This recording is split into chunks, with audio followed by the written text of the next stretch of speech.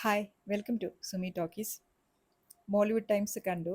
ഇത് കണ്ട ഉടനെ തന്നെ ഇതിൻ്റെ ഡയറക്ടർ അഭിനവ് സുന്ദർ നായകിനോട് എനിക്കൊരു റിക്വസ്റ്റാണുള്ളത്. ഇനി അങ്ങോട്ട് സിനിമകൾ ചെയ്യുന്നതിന് മുൻപ് കൊടുക്കുന്ന ഇൻ്റർവ്യൂസിൽ ഇതുപോലെ വിവിഡായിട്ട് ചെയ്യാൻ പോകുന്ന സിനിമയുടെ ഒരു പേഴ്സണൽ ഒരു സംഭവങ്ങളുണ്ടല്ലോ, റിഫ്ലക്ഷൻസ് പറയാതിരിക്കുക എന്നുള്ളതാണ്. കാരണം ഈ സിനിമ കണ്ടപ്പോൾ ഇതിൻ്റെ ഒരു ഫസ്റ്റ് ഹാഫ് എൻ്റെ കയ്യിൽ നിന്ന് കംപ്ലീറ്റ് ആയിട്ട് പോയി. എനിക്കതൊരു റിഫ്രഷിങ് എക്സ്പീരിയൻസ് ആയിരുന്നില്ല. എൻ്റെ കഷ്ടകാലത്തിന് ഞാൻ അങ്ങനെ ഒരു ഇൻ്റർവ്യൂ, കുറച്ച് ലെങ്തി ആയിട്ടുള്ള ഇൻ്റർവ്യൂ കണ്ടായിരുന്നു. അപ്പോൾ അതിൽ ശരിക്കും ആ ഇവൻസിൻ്റെ ഓർഡർ അടക്കം എനിക്ക് ഒരേപോലെ ഈ സിനിമയിൽ ഇങ്ങനെ കാണാൻ പറ്റി. അപ്പോൾ അതുകൊണ്ട് തന്നെ ഓൾറെഡി എനിക്ക് എന്തോ ബൈഹാർട്ടായ ഒരു സംഭവം ഞാൻ സിനിമയിൽ അതേപോലെ കാണുന്നു എന്നുള്ളൊരു ഫീൽ ആയതുകൊണ്ട് അതെൻ്റെ വ്യൂയിങ് എക്സ്പീരിയൻസിനെ മൊത്തത്തിൽ കില്ല് ചെയ്തു എന്ന് തന്നെ പറയാം. അപ്പോൾ നെക്സ്റ്റ് ടൈം പ്ലീസ് ക്രക്സ് മാത്രം പറയാം, ഇങ്ങനെ ഡീറ്റെയിൽഡ് എക്സ്പ്ലനേഷൻ കൊടുക്കാതിരിക്കുക എന്നുള്ളതാണ്. ഓവറോൾ മോളിവുഡ് ടൈംസ് അത്യാവശ്യം നല്ല പ്രൊഡക്ഷനുണ്ട്, നല്ല പ്രൊഡക്ഷൻ ക്വാളിറ്റി ഉള്ള സിനിമയാണ്. നല്ല അത്യാവശ്യം എടുത്ത സബ്ജക്റ്റിനോടൊക്കെ ജസ്റ്റിസ് കൊടുത്തിട്ടുള്ള ഒരു സിനിമയാണ്. ടെക്നിക്കൽ സൗണ്ട് നല്ലതാണ്, ആക്ടേഴ്സൊക്കെ ഡീസൻറ്റ് പെർഫോമൻസ് ആണ്. പക്ഷേ ഈ സിനിമേനെ കുറിച്ചിട്ട് ഇങ്ങനെ പോസിറ്റീവ്സ് മാത്രമല്ല പറയാനുള്ളത് ട്ടോ. കുറച്ച് അതർ സൈഡും ഈ സിനിമയ്ക്കുണ്ട്. അപ്പോൾ അത് നമുക്ക് നോക്കാം. ആദ്യം പോസിറ്റീവ് സൈഡ് എന്തായാലും പറയാം. എനിക്ക് ഏറ്റവും ഇഷ്ടപ്പെട്ടത് ഈ സിനിമയിൽ കുറച്ച് കാര്യങ്ങളുണ്ട്. അതിലൊന്ന് ആദ്യത്തെ ഈ സിനിമയുടെ എൻട്രി പോയിൻ്റ് ആണ്. ഈ വൈക്കം ഡേവിഡ് എപ്പിസോഡ് ഉണ്ടല്ലോ, ജഗദീഷ് വരുന്ന, ജഗദീഷ് നന്നായിട്ട് ചെയ്തിട്ടുണ്ട് കേട്ടോ.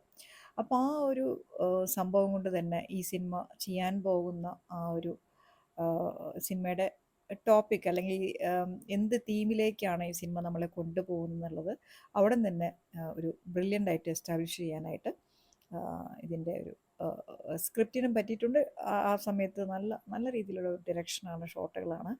അപ്പോൾ അത് നന്നായിട്ട് എസ്റ്റാബ്ലിഷ്ഡ് ആണ്. ഒരു സെക്കൻഡ് പോയിന്റ് പറയാനുള്ളത്, നമ്മൾ ഇതിനൊരു പ്ലസ്സും മൈനസും ഉണ്ട്. അത് നമുക്ക് പ്ലസ് പറയാം. അതായത് മുകുന്ദനുണ്ണി അസോസിയേറ്റ്സിൽ കണ്ട അതേ ഒരു നറേറ്റീവ് ടെക്നിക്ക് തന്നെയാണ് ഇതിൽ ഫോളോ ചെയ്യുന്നത്.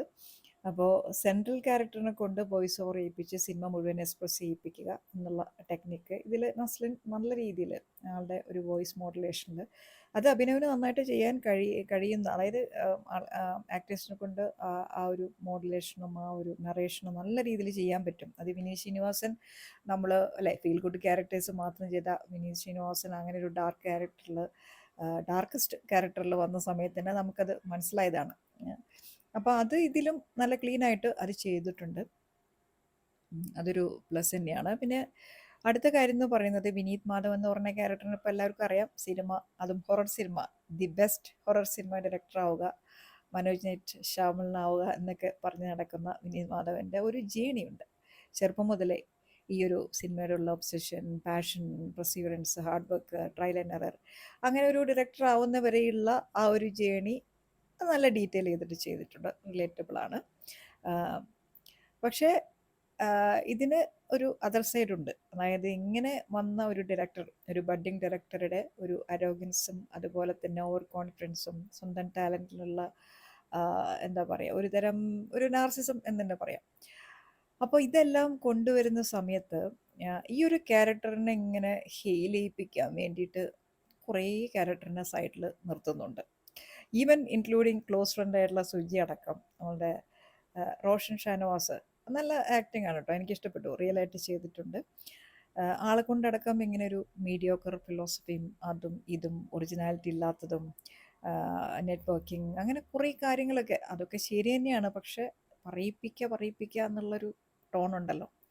അതുപോലെ തന്നെയാണ് സംഗീത് പ്രതാപിൻ്റെ അർജുൻ എന്ന് പറഞ്ഞ ക്യാരക്ടറും വരുന്നത്. ഈ ഒരു നമ്മളുടെ വിനീത് മാധവനെ ഒന്ന് കൂടുതൽ ഹെയിൽ ചെയ്യിപ്പിക്കുക എന്ന് പറഞ്ഞിട്ടാണ് അപ്പുറത്തെ ഈ ക്യാരക്ടറിനെ കൊണ്ട് നിർത്തിയിരിക്കുന്നത്. അപ്പോൾ അങ്ങനെ ഇങ്ങനെ ഒരു ഒരു ബിൽഡപ്പ് എന്ന് പറയുന്ന സംഭവം വളരെ കാര്യമായിട്ട് കുറച്ച്, എന്താ നമ്മൾ പറയേണ്ട, ഇങ്ങനെ ഒരു ലൗഡായിട്ട് നിൽക്കാന്ന് പറയില്ലേ, അപ്പോൾ അത് സിനിമയുടെ ഒരു വിഷ്വൽ ബ്യൂട്ടീനെയും വിഷ്വൽ ക്രാഫ്റ്റിനെയും ഭയങ്കരമായിട്ട് ബാധിച്ചു. അതെങ്ങനെയാണെന്ന് പറയാം.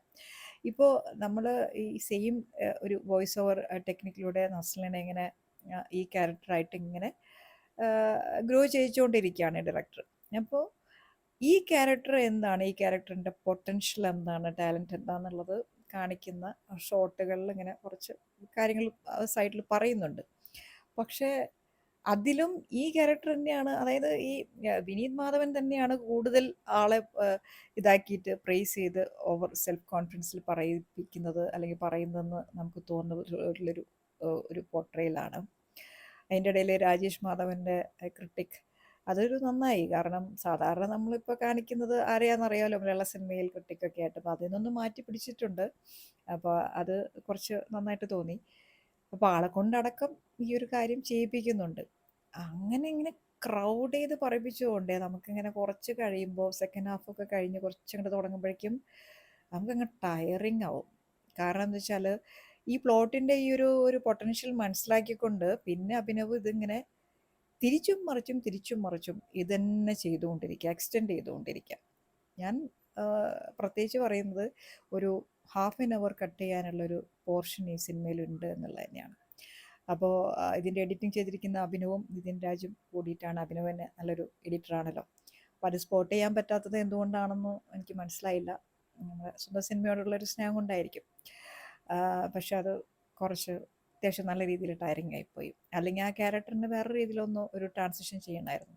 ട്രാൻസിഷൻ എന്ന് പറഞ്ഞപ്പോഴാണ് വിനീത് മാധവൻ്റെ ഈ ട്രാൻസിഷൻ വരുന്ന ഒരു സമയത്ത് ആ ക്യാരക്ടർ കുറേയധികം കോൺഫ്ലിക്ട്സിലൂടെ കടന്നു പോകുന്നുണ്ട്. ആ സമയത്തെങ്കിലും ഈ ഒരു നറേഷൻ ഒന്ന് സൈഡ് ലൈൻ ചെയ്തിട്ട് കുറച്ച് നല്ല രീതിയിൽ എക്സ്പ്രഷൻസ്, അതായത് വളരെ ന്യൂവാൻസസോട് കൂടിയിട്ട് ഒരു ക്യാരക്ടർ പ്രൊഫൈൽ ഒരു ആക്ടർക്ക് കൊടുക്കാവുന്ന കുറച്ച് ആക്ടിങ്ങിൻ്റെ ഒരു പൊട്ടൻഷ്യൽ കാണിക്കാനുള്ള എക്സ്പ്രഷൻസ് കൊടുക്കാമായിരുന്നു. അവിടെയും അത് കണ്ടില്ല. അവിടെയും ഇങ്ങനെ ഈ സിനിമ ഈ സെയിം ഒരു നറേഷനിൽ കിടന്നിട്ട് ഇങ്ങനെ വട്ടം കറങ്ങുന്ന ഒരു അവസ്ഥയാണ് ഈ സിനിമയിൽ കണ്ടത്. അത് എനിക്ക് കുറച്ച് ടയറിങ് ആയിരുന്നു. അത് മാത്രമല്ല അഭിനവ് ഈ ഡാർക്ക് ചാപ്റ്റേഴ്സ് സ്വന്തം ഒബ്വിയസ്ലി പ്ലാൻ ബി ഇല്ല എന്ന് പറയുന്ന അഭിനവിൻ്റെ ആ ഒരു പേഴ്സണൽ റിഫ്ലക്ഷൻ തീർച്ചയായിട്ടും ഈ സിനിമയിൽ നമുക്ക് കാണാൻ പറ്റും. അത് അഭിനവ് തന്നെയല്ലേ എന്നൊക്കെ തോന്നുന്ന പോലെയാണ്. അപ്പോൾ അങ്ങനെ ചെയ്യുമ്പോൾ ഒരു മറ്റ് ഒരു ഓപ്ഷനും ഇല്ല, ഒരു റൂമും ഇല്ല. അതായത് ഇങ്ങനെ ആ ഒരു ഒരേ വ്യൂവിൽ ഇങ്ങനെ പോയിക്കൊണ്ടിരിക്കുക. അത് മാത്രമാണ് ശരിയെന്ന് ഇങ്ങനെ എസ്റ്റാബ്ലിഷ് ചെയ്യുന്നൊരു ടോൺ ഈ സിനിമയ്ക്ക് ഭയങ്കരമായിട്ട് വന്നു. അപ്പോൾ a hate letter to Mollywood എന്നുള്ള എൻ്റെ ആ ഹേറ്റഡ് പാർട്ടൊക്കെ ഉണ്ടല്ലോ, അത് അതിൻ്റെ ഗ്രാവിറ്റി നന്നായിട്ട് കൂടി. കുറച്ച് ക്ലോസ്ട്രോഫോബിക് ആയോ എന്നൊരു സംശയം എനിക്കുണ്ട്. വേറൊരു സൈഡിൽ പറയുകയാണെങ്കിൽ മോളിവുഡിൽ നിന്നുകൊണ്ട് മോളിവുഡിനെ എക്സ്പോസ് ചെയ്യുക എന്നുള്ളൊരു ബോൾഡ് ആക്ടിവിറ്റിയാണ് അഭിനവ് ഇതിൽ ചെയ്തിരിക്കുന്നത്. അപ്പോൾ അതിനെ അപ്രീഷിയേറ്റ് ചെയ്യണോ വേണ്ടോ എന്ന് എനിക്കറിയില്ല. AMAയിലൊക്കെ നടക്കുന്ന ഈ കാര്യങ്ങളും ഇതിൻ്റെ ബാക്ക്ഗ്രൗണ്ടിൽ നടക്കുന്ന ഒരുപാട് കാര്യങ്ങൾ നമ്മളിപ്പോൾ വളരെ ഹൈപ്പറായിട്ട് കണ്ടുകൊണ്ടിരിക്കുകയാണ്. റിലേറ്റബിൾ തന്നെയാണ് സബ്ജക്റ്റ്. പക്ഷേ ഇത് അപ്രീഷിയേറ്റ് ചെയ്യണോ വേണ്ടയോ എന്ന് പറയാത്തതെന്ന് വെച്ചിട്ടുണ്ടെങ്കിൽ എൻ്റെ മെച്യൂരിറ്റി അതിനെ അനുവദിക്കുന്നില്ല എന്നുള്ളതാണ്. കാരണം ഒരു ഫ്യൂച്ചർ എന്ന് പറഞ്ഞത് എൻ്റെ ഒരു ബാക്ക്ഗ്രൗണ്ട് ഇപ്പോഴും അല്ലേ മോളിവുഡ് തന്നെയാണല്ലോ അഭിനയനെ സംബന്ധിച്ചിട്ട്. അപ്പോൾ നമുക്കത് പറയാൻ പറ്റില്ല. അപ്പോൾ എന്തായാലും ഇതിൻ്റെ ഒരു ഇപ്പോൾ ട്രിലജി ആണെന്നൊക്കെ കേട്ടു. അങ്ങനെയാണെങ്കിൽ തേർഡ് പാർട്ട് എടുക്കുന്നുണ്ടെങ്കിൽ പ്ലീസ് ഒന്ന് റിലാക്സ് ചെയ്തിട്ട് കുറച്ചൊക്കെ ഒന്ന് നമുക്ക് മറ്റു ഓപ്ഷൻസും കൂടി സിനിമയിലേക്ക് കൊണ്ടുവന്നാൽ ഓഡിയൻസിന് അതൊരു റിലീഫായിരിക്കും. ഈ സിനിമ എന്ന് പറയുന്നത് ഒരു മ്യൂച്വൽ സംഭവമാണല്ലോ, നമ്മൾ ഇപ്പുറത്തുണ്ട്. അപ്പോൾ ഒരാളുടെ മാത്രം കാര്യങ്ങൾ എക്സ്പ്രസ് ചെയ്യാനുള്ള ഒരു സ്പേസ് ആക്കിയിട്ട് അത് മാറ്റുമ്പോൾ കുറച്ച് ബോറിംഗ് ആയിട്ട് തോന്നി തവണ എന്നുള്ളതാണ്. ഇനി നമുക്ക് പിന്നെ ആക്ടേഴ്സും ടെക്നിക്കൽ സൈഡൊക്കെ നോക്കാം. ആക്ടേഴ്സിൻ്റെ കാര്യം പറയുകയാണെങ്കിൽ നേരത്തെ കുറച്ച് നമ്മൾ ആൾക്കാരെയൊക്കെ പറഞ്ഞു കഴിഞ്ഞു. ഇനി ബാക്കിയുള്ളത് ജഗദീഷിന് പറഞ്ഞു. ജഗദീഷ് കൊള്ളായിരുന്നു. പിന്നെ ഷറഫുദ്ദീൻ്റെ സച്ചിൻ എന്ന് പറഞ്ഞ ക്യാരക്ടറും, അതുപോലെ പുണ്യശശിയുടെ ഫയസ്, പിന്നെ പ്രശാന്ത് അലക്സാണ്ടർ വരുന്നുണ്ട്, ബാലചന്ദ്രൻ ചുള്ളിക്കാടുണ്ട്. അങ്ങനെ പിന്നെ ആരെങ്കിലുമൊക്കെ വിട്ടുപോയിട്ടുണ്ടോ? ഇങ്ങനെ ലേഡീസ് ക്യാരക്ടറിന് അത്ര വലിയ ഇമ്പോർട്ടൻസ് ഒന്നും കൊടുത്തിട്ടില്ല. അൽത്താഫ് വരുന്നുണ്ട്. അങ്ങനെ ഒരു കുറേ ആക്ടേഴ്സ് ഉണ്ട്. എല്ലാവരും അത്യാവശ്യം നല്ല ഡീസൻറ്റ് പെർഫോമൻസ് തന്നെയാണ്. പെർഫോമൻസിൻ്റെ കാര്യത്തിൽ നമുക്കങ്ങനെ ആരെയും കുറ്റം പറയാനൊന്നുമില്ല. പിന്നെ ടെക്നിക്കൽ സൈഡിൽ പിന്നെ വിശ്വജിത്ത് ഒതുക്കത്തിലാണ് ഇതിൻ്റെ സിനിമോട്ടോഗ്രാഫി. നല്ല ഷോട്ടുകളാണ്. തുടക്കം മുതൽ അവസാനം വരെ നമുക്ക് ആ ഒരു ക്വാളിറ്റി മെയിൻറ്റെയിൻ ചെയ്തിട്ടുണ്ട്. പിന്നെ ജെക്സ് ബിജോയുടെ മ്യൂസിക് നന്നായിട്ട് വർക്ക് ചെയ്തിട്ടുണ്ട്.